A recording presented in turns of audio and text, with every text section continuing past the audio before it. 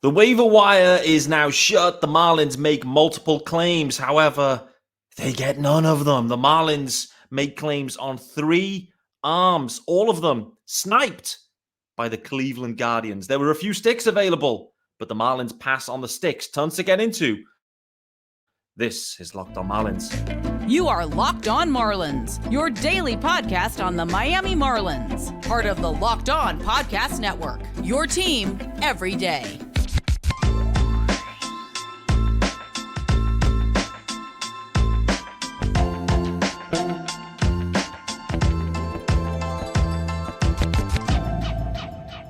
Greetings from England. Welcome to Locked On Marlins. This is your daily Marlins podcast. I am your host, Peter Pratt. Hit me up at Miami Marlins _UK. If you listen to the pod, hit subscribe. This is your team every day. Yes, sir. Even in the dark days of August and September, it's your team every day. Thanks for making Locked On Marlins your first listen of the day.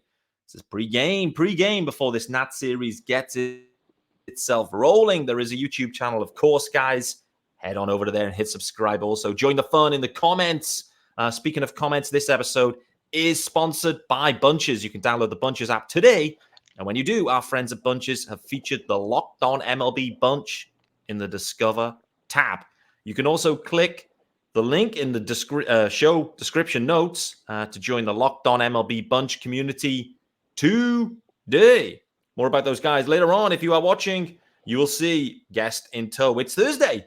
Regular Thursday rotation now for the Loud Marlins fan. How we doing, brother? Pete, we're going to get loud. A lot to talk about. Don't know how I'm doing yet. Yes, the main news dropping. We've got yesterday's game to talk about as well, which in some ways was good, in some ways was wild, in some ways ended poorly. But we're going to start with the news, the waiver wire. This situation created where there was just salary dumps happening all over the league.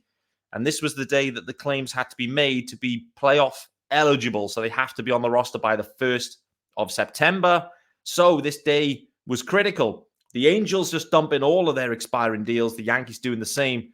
I talked about it on yesterday's show. Spent the whole half an hour going through every option available, expecting the Marlins probably to make multiple claims. We hear reports that they did make multiple claims. They effectively made the same claims as the Cleveland Guardians. The Guardians 5 back in their division, way off in a wildcard hunt, but 5 back in the division. They end up pulling the trigger on 3 arms. Lucas Giolito, Matt Moore, and Reynaldo Lopez sniping the Marlins. Boy, oh boy. The Marlins tried to do something, but in the end, waiver priority, they were trumped by the Guardians, mate. Tough break for the Marlins here, I think.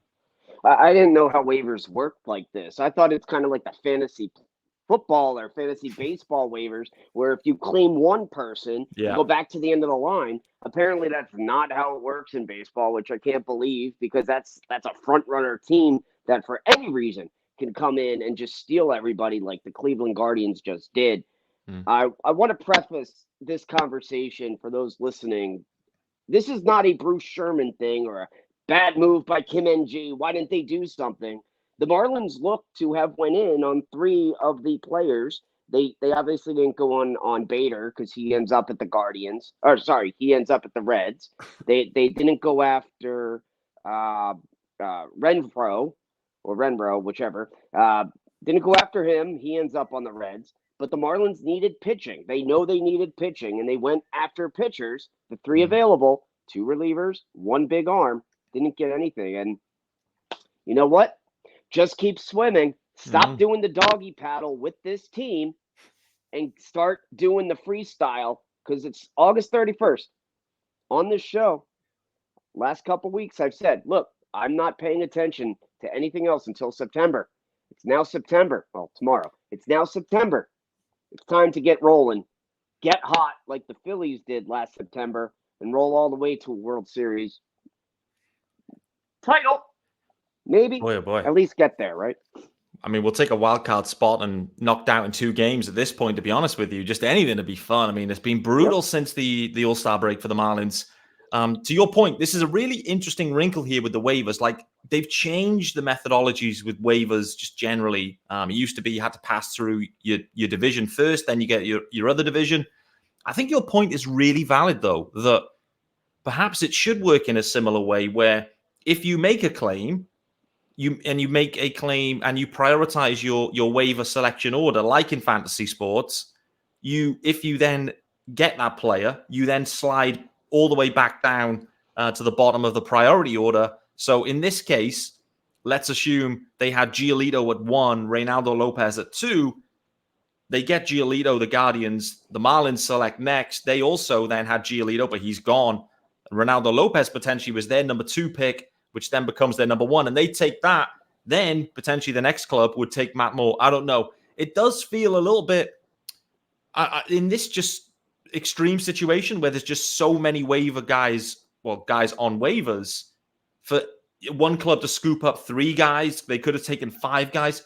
Like scooping up 5 guys, even 3 at this point of the season when there's no trades and, et cetera, it feels a little bit extreme. And so I do wonder if they maybe revisit that one, into the offseason perhaps. I know rule tweaks don't happen all that frequently, but this one does feel a bit funky in my opinion, mate. What about you? Unfortunately, it's an example that's going to have to be made of. It's not fair to teams like the Marlins, teams like the Cardinals, teams like the Giants, who are doing well but are still in the race and need help. They don't get the help if a lower position team, and it could have been any team that could do this, right? What if the Nationals decided to screw the Marlins and go after all 3 players? I mean, the Guardians are 5 games out of their division with 24, 25 games left. I mean, come on, that shouldn't, they're allowed to place their claims. They're allowed to do what they want, but you got to let it be fair for everybody involved and get better to make this final run. There needs to be tweaks or something, and hopefully there's someone who made it to free agency or passed through waivers that the Marlins may be able to go after. But if not, deal with the team we have. Pitching, we'll talk about Luzardo. Pitching's on fire right now. You've gotten basically all quality starts the last week or so from your starters. It's what we didn't have at the end of July. Beginning of August, we were complaining they couldn't pitch. Now they're pitching. It's reverse. A month ago, we were talking about pitching. Hitting bats were going. Couldn't hold the lead. Now we're talking about bats can't score. It's crazy how this season is going for us. I think I've used this reference a few times before, maybe on this pod, maybe on previous pods, who knows? But the Marlins right now, they feel like my golf game. That's how I'm going to describe it. Where one day I'm amazing off the tee, but I can't putt. The next day, my putting, lights out, baby, drain them all. Problem is, my short game's gone. And piecing it all together off the tee, so drivers, mid-irons, short irons, scrambling, putting, piecing it all together is so hard to do. And that's what the Marlins are facing into right now, where one thing is working, the other thing drops away. And that's dropping them games right now. It's funny, the way that they're finding ways to lose games. And to your point, and that's you make a great point. The Marlins roster right now, irrespective of these waiver situations, and that was just a little bonus. Like those opportunities were just bonus balls. The roster itself was already built pretty well. They were active at the deadline, and fundamentally, this club is healthy. If this falls apart, which it looks like right now it's trending in that way, if it falls apart, they have no excuses, to be honest with you. Last year's excuse was, we're all hurt, and then the sell-off happens. This year, they'll have nowhere to hide if it falls apart. From 14 games over 500, a great deadline, to then falling short, maybe under 500 as a year. I mean, that would be a wild drop-off if the Marlins end up under 500 in this season with fundamentally a healthy roster, an upgraded roster, plenty of pitching. I mean, who's going to be blamed for this if this happens? Joey Wendell, Robertson. Robertson for sure. He's on the list. But I want to say this too. You could complain about it, but when the trade was made, we were on this podcast or Locked On Marlins. We were on other Marlins things. We're talking to our colleagues and whatnot, and everybody agreed they got one of the best arms, the best bullpen arms that were available from the Mets. I mean, the guy has the experience. The guy has the history, was doing well this season, and it just didn't work out. So there are people on Twitter that are blaming Kim and blaming Sherman, but This is not on them. They went for it. You can't say they didn't. It just didn't work with Robertson. I'm not going to say anything about Lopez because he's kind of where we thought he'd be. And Dylan Floro's not doing any better on his side. So Correct. that's an equally lost trade or equally won trade because no one wins it. No. But Robertson is an issue. And if he watches this, I've never spoken to you. I don't have anything personally against you. But, dude, you seem like you don't want to be here. You didn't seem like you wanted to be here in your exit interview from the Mets. You were talking about rejoining them next season, possibly. So, you're a baseball player. It's a business. You're underperformed in your business. The Marlins aren't going to let him go. They can't. Let's say they do make it to the playoffs. You need that experience. And I was going to do a Spaces last night for 10 minutes. Ended up going an hour 35, which we can too. I saw that, mate. It was great. We had a great discussion, and we were all in agreement. Robertson's an issue. He doesn't want to be here. But you hope he turns it around. Tanner Scott's going to be your closer, but we're going to get into this. You got to get to the closing situations to bring your closer in to win a game. No doubt. There's no reason we should have gotten to the bottom of the ninth last night, or top of the 10th. Top of the 10th and whatnot to put Robertson in that situation. Again, should he have performed better? That's here or there. You can't win a game when you score no runs. But let's talk Luzardo, man. I know that's our next topic. Let's talk Luzardo. One final mention on the waiver situation in terms of who they went for. I do think this is a really interesting situation because the Marlins went for 3 guys. And it would have been very, very intriguing, the corresponding moves. Very intriguing to see where they went and what that would meant, particularly for Robertson. We're going to talk about him at the back end of the show. I want to talk about Jesus Luzardo because we have to, because he was absolutely stunning last night for certain. But before we do that, this episode is brought to you by good friends at Bunches and at Locked On Marlins and our Locked On Marlins fans. I have to tell you about this new app called Bunches. Bunches is a new app built just for sports fans where you can chat sports in real time. Click the link in the show notes to join the app or go to the Apple App Store and download Bunches now. I'm telling you, you're going to love the conversation with other Locked On sports fans. I'm on there. I've joined the Locked On MLB bunch. I'm already there. I'm dropping bombs. Everyone's slandering the Marlins on there. So if you love Marlins slander, get on there. Everyone's absolutely slandering them. No doubt. I haven't checked in since the waiver claims. There'll probably be more slander. But Bunches is the free app where sports fans chat. Locked On MLB group chat is on Bunches. Go there now and connect with other baseball fans. Chat your favorite team or just any team. Keep up with latest MLB news. So what have you got to do? You download the Bunches app today. When you do, our friends at Bunches have featured the Locked On MLB bunch in the Discover tab. You can also click the link in the description or show notes to join the Locked On MLB bunch community today. Chase, that sounds right up your street as well, mate. The Bunches app and the Locked On MLB bunch. I expect to see you in there, mate. It's active for certain. Right, guys, thanks for making Locked On Marlins your first listen of the day and joining me on Thursday, the 31st of August. We are waving goodbye to August, which is probably not a bad thing. The Loud Marlins fan is in the house. However, we are looking back at a performance yesterday. Jesus Luzardo, he's back, baby. It was a sticky month. He had 4 or 5 outings in a row. Not great, but Luzardo, he continues to kind of plow on. No IL stints for Luzardo. Yesterday, kind of back to his best. The Marlins kept it scoreless for 9. Shut out through 9. Puck managed to walk the bases juiced. But apart from that, the Rays could do nothing with the Marlins pitching, particularly Jesus Luzardo. How impressive has it been kind of getting him bouncing back? Because it looked a touch ropey for a month, I would say. And I was kind of concerned thinking, is it an IL? Is it an injury ender stint here maybe for Luzardo? But he's found a second wind. Whatever they gave him as far as non-performance enhancing drugs, just whatever caffeine he's drinking before the games now, it's working out. 2 weeks ago on this show, you could go back on the YouTube channel or the pod and listen to all Locked On Marlins former episodes. But you could hear us in our conversation about how they should shut him down. Not shut him down, but push back maybe a couple starts, let him regroup, re-energize. They obviously know more than we do and did not do that. And his San Diego start wasn't great. or it was great. That was his last start, I think, with San Diego. I think he went 5 innings plus, had like 8 strikeouts or something to that effect there. And last night, I mean, he was just off the hook. He's back off the chain. Get it, chain. Off the chain. He was just doing great. And he's back. He's back. And we need this. But it doesn't matter how great the pitchers are doing if you can't give them run support. And unfortunately, that's an issue. But Luzardo, thank you. We love you. And we look forward to this.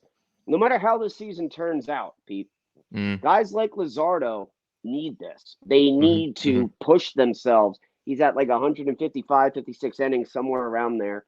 His career high before this was 100. Last week 2 weeks ago, we were talking, he was at 133. Now he's at 155. You know, he needs to break through this barrier to be able next year, not saying we're not still in it, but next year we hopefully continue to push forward. You can rely on his arm and know it's going to be there. Same thing with Brax. Same thing. Well, you got Yuri. He's not going to go that many innings. We'll talk about that. It looks like on the rundown, but he's not going to go. He's not going to go 155 next year either. But maybe you could get him to like 110, 115. But Luzardo's been great, and I'm just happy. You know, he's back. Career high game. He's back, baby. Last 2 starts for Jesus Luzardo, a combined 12 innings, right? Just 3 hits, no runs, no earned, just 3 walks, 15 Ks. Unbelievable. And that's against the Padres and the Rays. Stunning effort for Jesus Luzardo. What a bounce back. What a second wind. And to your point, if all of a sudden the Marlins can just click it back in, they can click it back in September, they're not dead. They've got the Nats to play. We should be looking at this Nats series thinking, let's sweep the Nats and let's see where we're at. I know the Nats have been hot and the Marlins have not, but let's sweep the Nats. Then let's assess where we're up to. If this team can get hot in September, there's no excuses. They can get hot. They've got the pitching. Bullpen's been a bit questionable, clearly, but the offense, mate, just in general, I don't know what the hell has happened with this offense, just in general. It felt like it was, the deadline re-energized them. Berger and Bell came in. It felt like it was alive again. But frankly, it's been worse than last season at times, to be honest with you. I don't know what's happened, but situational running is poor. Situational play is poor. Runners in scoring position, huge issue. It's like all of a sudden, they got a guy on second, and even the top of the order just lose their heads and can't get it done at this point. It happened last night. I don't know what's happened with the offense. It's completely stone cold, and it's come out of nowhere. I'm stunned, and I have no answers for this, to be honest, mate. Do you have anything you can give us? It's the Bad News Bears.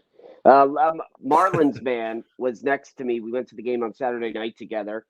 Good friend, wishing him the best.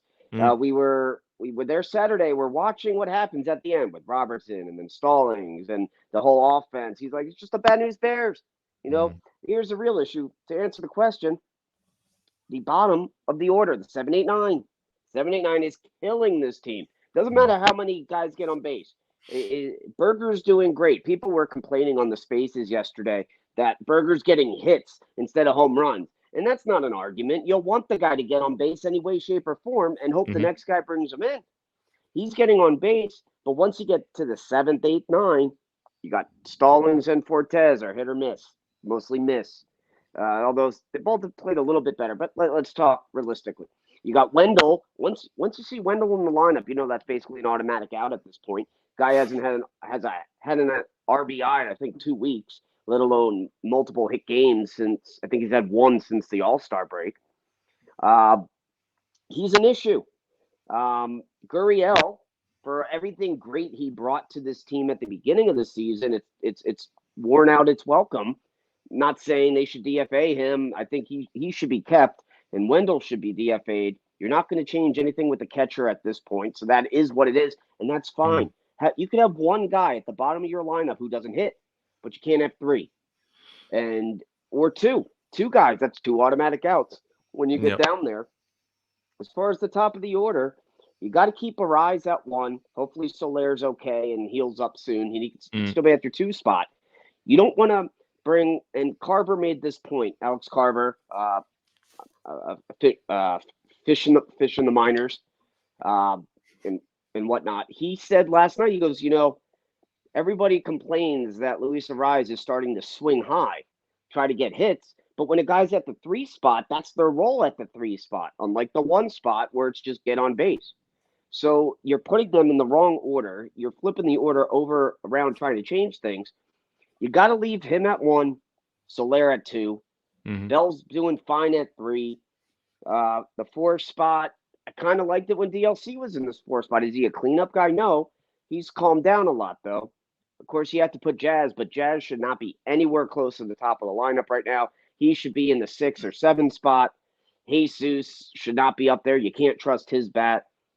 It's everybody went cold who was doing all right. Mm.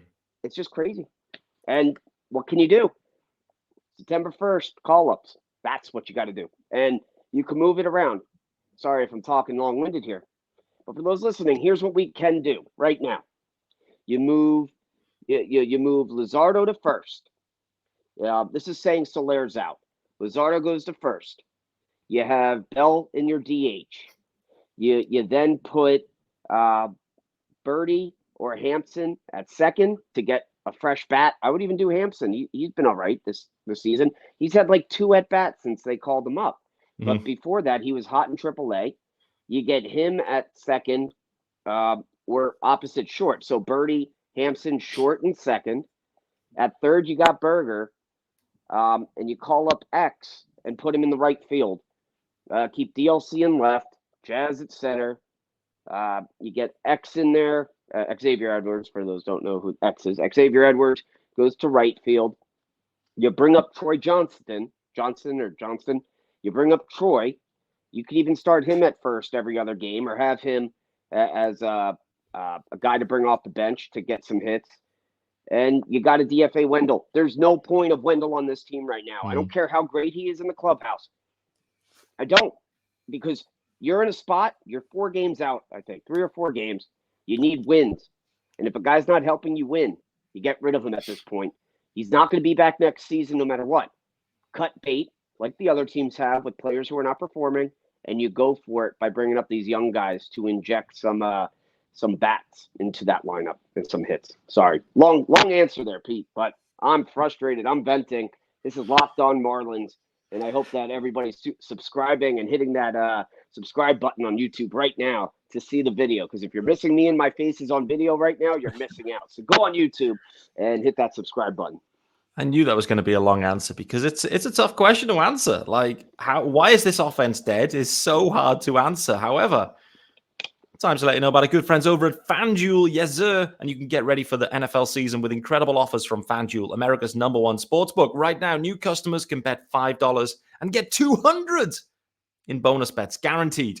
Plus, all customers who bet $5 will get $100 off NFL Sunday Ticket from YouTube and YouTube TV. Now is the best time to join FanDuel. The app is easy to use, and you could be on everything from spreads to player props and more. So visit FanDuel.com/lockedon and kick off the NFL season with an offer you won't want to miss. FanDuel, official partner of the NFL. All right, guys, final segment here on Thursday's episode of Locked On Marlins with myself, Peter Pratt, and the Loud Marlins fan. We have got into the offense. It is stone cold. Changes may need to be made. I was intrigued that the Marlins didn't make any waiver claims with some of those offensive guys. However, they did try to make some moves with the arms. They fell flat on that front as well. But Jesus Luzardo has absolutely returned. The Marlins rotation looks good. Yuri Perez, according to Craig Mish, he's got a little bit more leash than was maybe reported earlier in the year. He will stay with the team, will keep pitching while the Marlins are still in it. Listen, if they don't play well in Washington for the next 4 games, then we'll wait to see how many turns in the rotation Yuri has. But let's assume the Marlins can keep it rolling, can keep in touch. Sounds like Yuri Perez has got a few extra innings in him, Chase, which, frankly, considering what we've seen on the field, there are no signs of Yuri Perez tiring, fatiguing, and frankly, Yuri Perez at this point, he's getting better. He's getting better. 20-year-old, this dude is unbelievable. unbelievable. I can't believe how good he's been this year. And, when all's said and done, we'll look back and we'll remember this season by Yuri Perez, irrespective of how it ends, very, very fondly. But I think the Marlins are making the right call on this one, mate. Just seeing how it goes. If they're in it, they have to let Yuri Perez go at this point. You have nowhere else to go. You're in it. The ownership knows, the management knows you need to get a playoff game in South Florida and Miami to sell tickets for next year. That it'll all be for nothing if they don't go for it. The fans will have something to complain about if they shut them down again. That's saying if we're still in it, and we are still in it. You got to keep that rotation. There are talks about a 6-man rotation, giving him a little extra rest.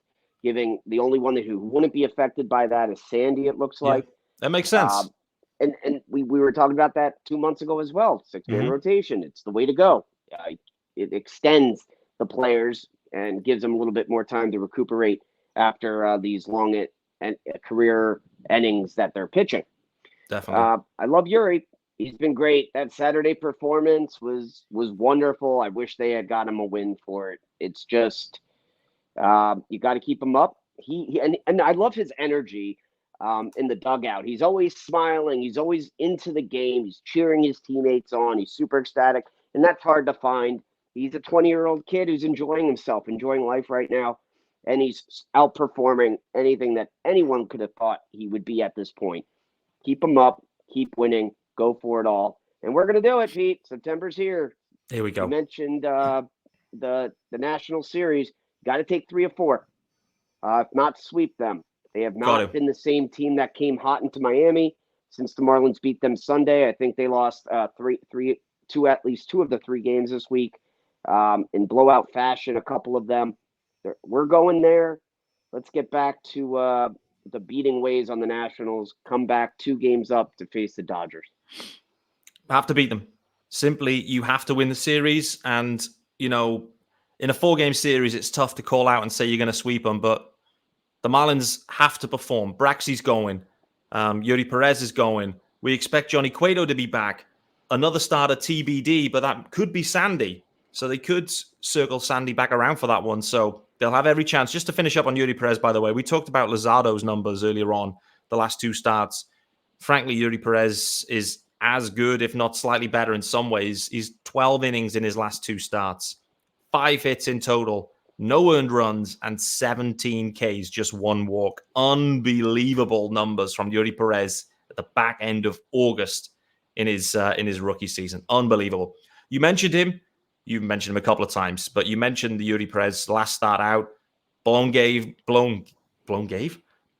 save, a blown game, a blowy from Robertson. Boy, oh boy, Robertson has been a disaster in Miami. I honestly believe that if any of those guys would have been claimed, we've mentioned they were going after 3 arms, that Robertson would have been one of the guys maybe clear to make room for anyone now. Irrespective of that, based on the performance, can they keep Robertson around at this point? Or do you just consider that he's doing more harm than good and just move on? Other teams have done this, where they've traded for guys, it's not worked out, and they've already cut bait. Maybe it's just an unlucky period for Robertson. I don't know, but it's unsustainable. That was the word I used earlier on Twitter. His numbers and his performances right now are unsustainable, and I don't know where the Marlins go with this one. Well, they may need a new guy for the 7th inning, so they can't really get rid of Robertson. You can't lose him and Andrew Nardi, who got hit with the ball late yesterday. We haven't mentioned Nardi. Shout out to him and his performance. He alone has been the bright spot, not alone, but one of the biggest, brightest spots out of that bullpen. Future closer, it looks like, in his future. But you can't lose both Nardi and Robertson. You've got to keep Robertson, maybe move him back 7th, give him the puck treatment, kind of, take a little bit of pressure off of him, getting his mind. Everyone's getting the puck treatment. Everyone's sliding backwards.